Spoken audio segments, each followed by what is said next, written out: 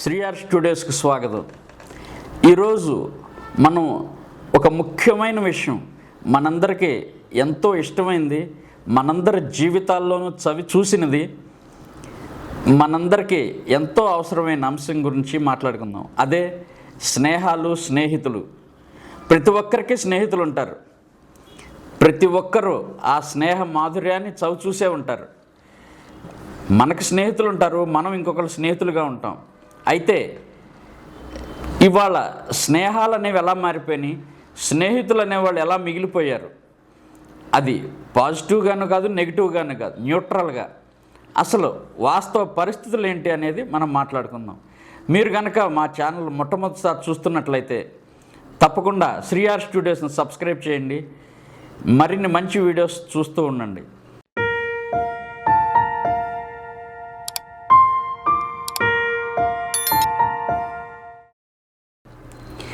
మనకి దాదాపు యుగ యుగాల నుంచి, మన పురాణాల నుంచి స్నేహాలు చూస్తూనే ఉన్నాం.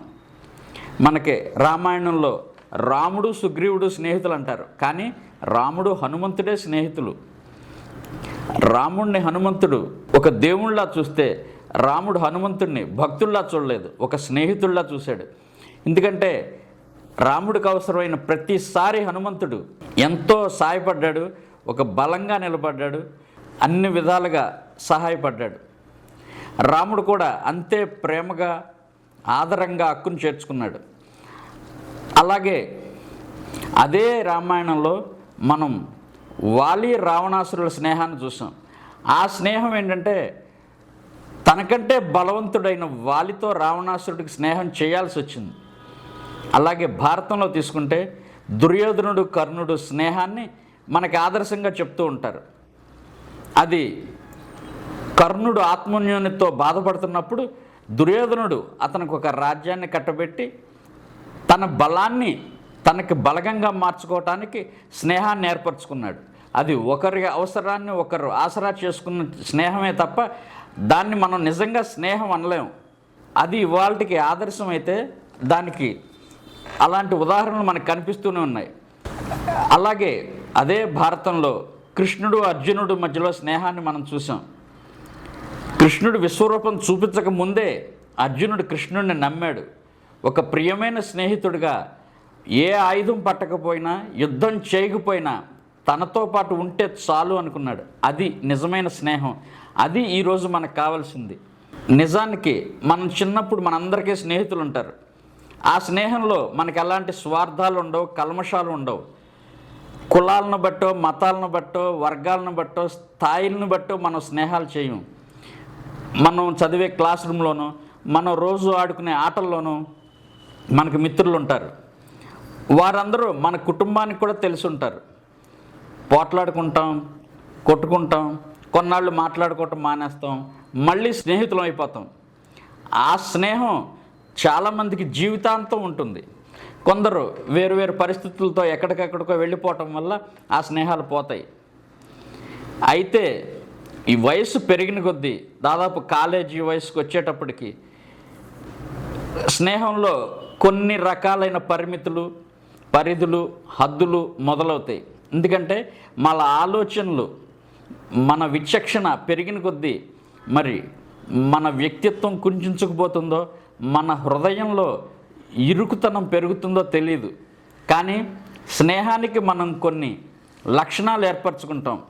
ఒక స్థాయిని బట్టో, మన అవసరాన్ని బట్టో, మనకి బలంగా అనిపించిన దాన్ని బట్టో మన స్నేహవర్గం ఉంటుంది.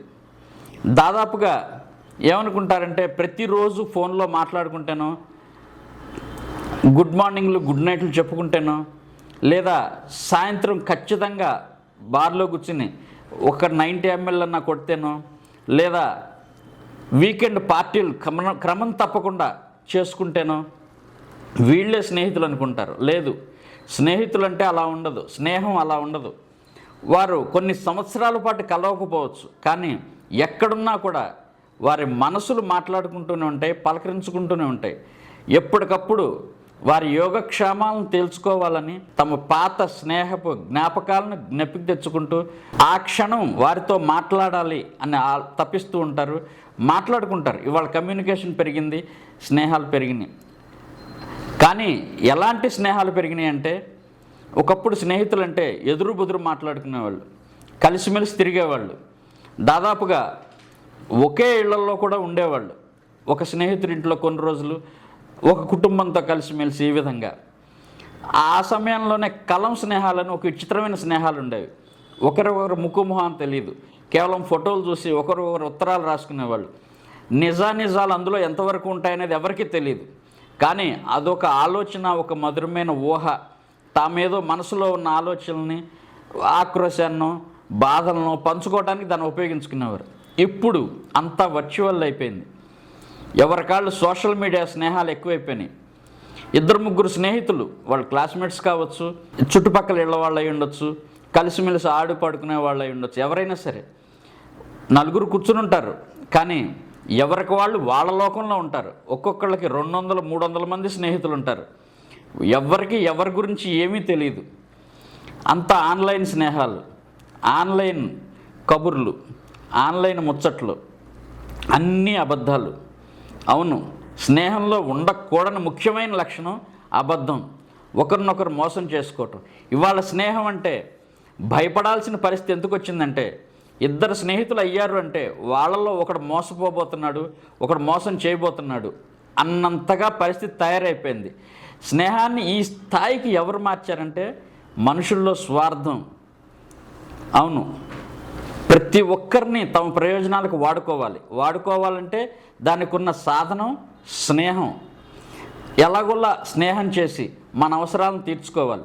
అది 2 మగవాళ్ళు అయ్యుండొచ్చు, 2 ఆడవాళ్ళు అయ్యుండొచ్చు, ఆడ మగ అయ్యుండొచ్చు, ఎవరైనా సరే స్నేహం అనే ఒక్క ఆ ఎమోషన్ని దాన్ని పట్టుకుని మాటలతోనో తమ భావాలతోనో వారిని బ్లాక్మెయిల్ చేస్తూ రకరకాలుగా వారిని టోటల్గా ఎమోషనల్గా తమ కంట్రోల్లో పెట్టుకుని ఎన్ని రకాలుగా మనం చూస్తూనే ఉన్నాం. అలా అని చెప్పి ఎప్పుడు స్నేహాలు ఇలా లేవు. ఒకరి కోసం ఒకరు బాధపడిన సందర్భాలు, ఒకరి కష్టాన్ని ఒకరు పంచుకున్న సన్నివేశాలు, ఒకరి కోసం ఒకరు ఎంత దూరమైనా వెళ్ళిన స్నేహితులు, ఇవన్నీ మనం చరిత్రలో చూసాం, ఇప్పుడు చూస్తూనే ఉన్నాం. కానీ అవి దాదాపు పలచన పడిపోయినాయి.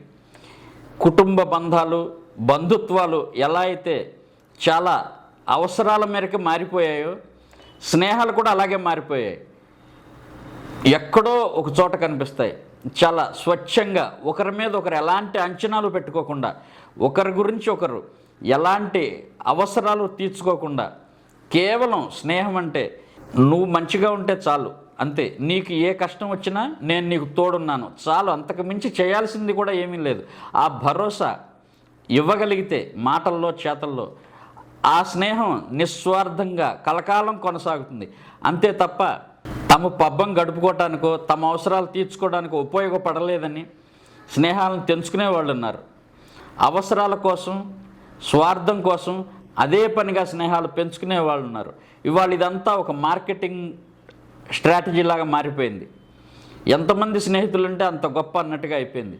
పందులు గుంపుగా తిరుగుతూ ఉంటాయి, కానీ వాటికి పరస్పరం స్నేహం ఉండదు. అది ఒక జాతి అంతే.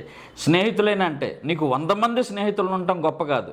ఒక్క స్నేహితుడు నీ కష్టంలో, నీ బాధలో నేనున్నానని భరోసా ఇవ్వగలను ఒక్క స్నేహితుడు ఉంటే చాలు.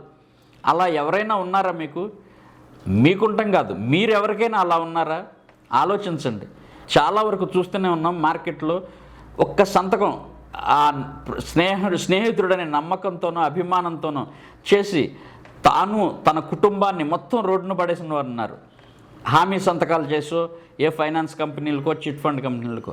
అదేవిధంగా తమ ఆస్తులు నమ్ముకుని స్నేహితుల కోసం సాయపడిన వాళ్ళు ఉన్నారు.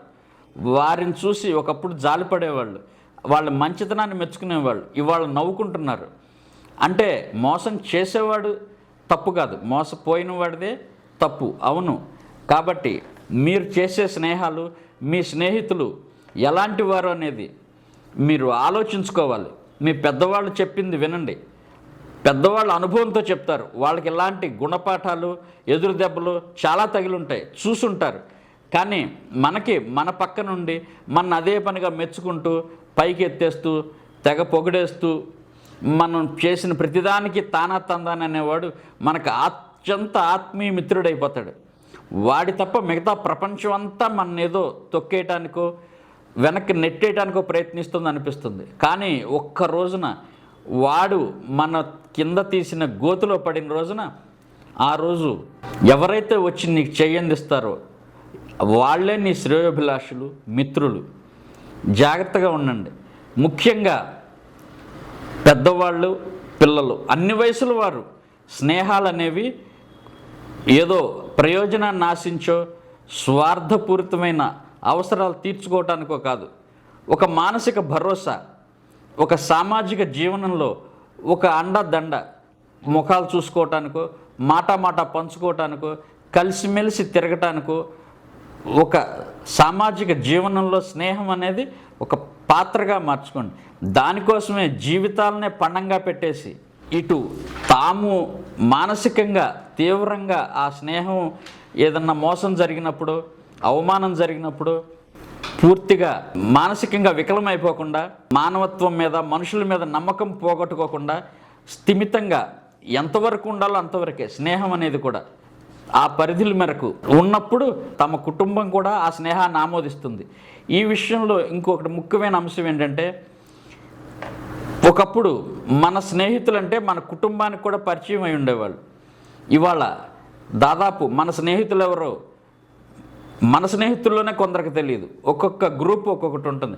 కులానికి ఒక స్నేహ బృందం ఉంటుంది, ఈ సినిమా హీరో ఫ్యాన్స్కి ఒక స్నేహ బృందం ఉంటుంది, అలాగే ఉద్యోగానికి ఒక స్నేహ బృందం ఉంటుంది, ఇంకా రకరకాలు, ఇలా ఒకరికొకరు సంబంధం ఉండదు. ఇన్ని గ్రూపులు మెయింటైన్ చేస్తాం మనం. వీటిని స్నేహాలు అనరు. ఇవి కాలక్షేపం, ఎంటర్టైన్మెంట్ అంతే. వీటిని ఇక్కడ స్నేహాలు అనుకుని నాకు ఇంతమంది ఫ్రెండ్స్ ఉన్నారు, లేదా మా వాడికి మా అమ్మాయికి ఎందరు ఫ్రెండ్స్ ఉంటారు, ఎందరో అదేదో చాలా గొప్ప కమ్యూనికేషన్ స్కిల్ అన్నట్టుగా భావిస్తుంటారు. అదేమీ లేదు. ఒకరినొకరు మోసం చేసుకోవటమే. ఒకరి ఫీలింగ్స్తో ఒకళ్ళు కేవలం టైంపాస్ చేయటం వరకే. నిజమైన స్నేహం అదే పనిగా సొల్లు కబుర్లు చెప్పుకుంటూ కూర్చోదు. జస్ట్ ఒకరి గురించి ఒకరు మనసులో ఆలోచించుకుంటే చాలు. ఆ భావన, ఆ వైబ్రేషన్స్ ఇద్దరిలో కూడా ఒక మంచి అనుభూతిని పెంచుతాయి. అదే స్నేహభావం. దాన్ని మీరు కలిగి ఉండండి. మీ చుట్టూ ఉన్న సమాజంతో ఎలాంటి తారతమ్యాలు లేకుండా ఎంచుకోండి, స్నేహితులను ఎంచుకోండి. ఎందుకంటే మీ స్నేహితులు ఎవరు అనే దాన్ని బట్టి మీరు ఎలాంటి వారో చెప్పొచ్చు అంటారు. అవును, మీ వ్యక్తిత్వానికి, మీ తెలివితేటలకి మీ స్నేహితులే, మీ చుట్టూ ఉన్న స్నేహితులే రుజువు. సో మీ స్నేహితులు ఏ విధంగా ఉండాలని మీరు కోరుకుంటారో మీరు కూడా ఇంకొకరికి అటువంటి స్నేహితుడిగానే ఉండటానికి ప్రయత్నించండి. ఎందుకంటే ఈ స్నేహం అనేది ఎప్పటికీ కూడా అన్ని బంధుత్వాల కన్నా ఇతర ఏ బంధాలు, అవి ఉద్యోగం కావచ్చు, చదువులు కావచ్చు, వ్యాపారాలు కావచ్చు, వీటన్నిటికంటే అతీతమైంది, వీటన్నిటితో సంబంధం లేనిది. మీరు ఒక పెద్ద కంపెనీ జనరల్ మేనేజర్ అయి ఉండొచ్చు, మీ స్నేహితుడు ఎక్కడో రోజువారీ పని చేసుకునే వ్యక్తి అయి ఉండొచ్చు. అలా ఉన్న స్నేహాన్నే స్నేహం అంటారు. ఒకరి నుంచి ఒకరు ఏం ఆశించరు.